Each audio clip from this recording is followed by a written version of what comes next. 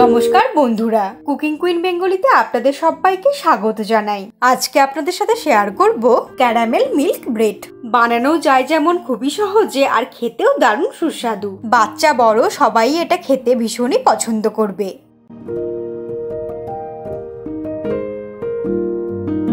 কিভাবে সহজ উপায়ে তৈরি করব তাহলে চলুন দেখে নিই। ক্যারামেল মিল্ক ব্রেড বানানোর জন্য প্রথমে একটা প্যানের মধ্যে নিয়ে নেব 1 চামচ চিনি। ফ্লেমটাকে মিডিয়ামে রেখে স্পুনের সাহায্যে চিনিটাকে এইভাবে একটু স্প্রেড করে দেব। চিনিটা মেল্ট হতে শুরু করলে অল্প অল্প করে বাটার দিয়ে দেব। এখানে হাফ টিস্পুনের মতো বাটার দিয়ে দিলাম। চিনি আর বাটার গলে গিয়ে হালকা লালচে কালার শুরু হলে এই সময় দিয়ে দেব 2টো স্লাইস ব্রেড।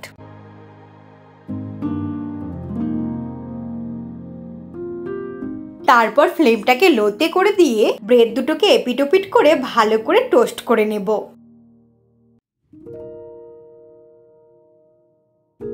একদিকটা হয়ে গেলে উল্টে দেব।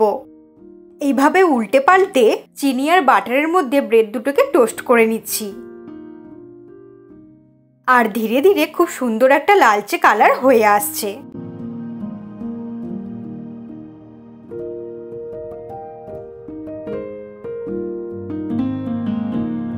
এই দিকটা হয়ে গেলে আবারও উল্টে দেব। এইভাবে 2 থেকে 3 বার উল্টে পাল্টে লালচে করে ভেজে নেওয়ার পর একটা ব্রেডের স্লাইসের ওপরে আরও একটা ব্রেড দিয়ে দেব। এইভাবে ব্রেড দুটো যখন ভালো করে টোস্ট করা হয়ে যাবে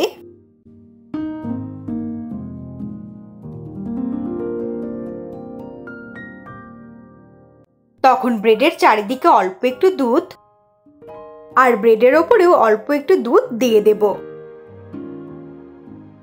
দুধটা দেওয়ার পর আবারও উল্টে পাল্টে টোস্ট করে নেব। ফ্লেমটা কিন্তু লোতেই আছে।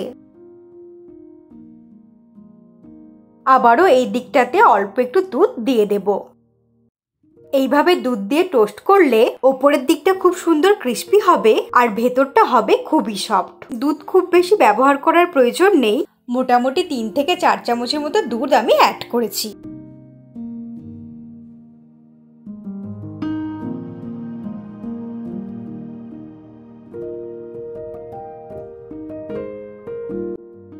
ফ্লেমটাকে লোতে রেখে এইভাবে 1 থেকে 2 বার উল্টে পাল্টে ফ্রাই করে নিলেই আমাদের ক্যারামেল মিল্ক ব্রেড একদম তৈরি হয়ে যাবে।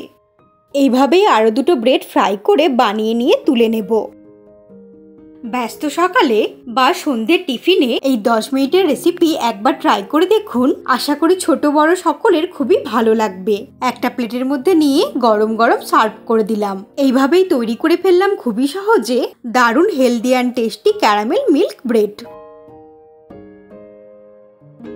তাহলে বন্ধুরা, রেসিপিটা কেমন লাগলো অবশ্যই কমেন্ট করে জানাবেন। আমি কিন্তু আপনাদের উত্তরে আশায় থাকলাম। ভালো লাগলে একটা লাইক করবেন আর পরিচিত সবার সঙ্গে শেয়ার করবেন। এরকমই সহজ সহজ ভিডিও সবার আগে দেখার জন্য কুকিং কুইন বেঙ্গলি সাবস্ক্রাইব করে নিন। ভালো থাকবেন আর সুস্থ থাকবেন। আমি আবারও নতুন রেসিপি নিয়ে খুব তাড়াতাড়ি ফিরে আসবো।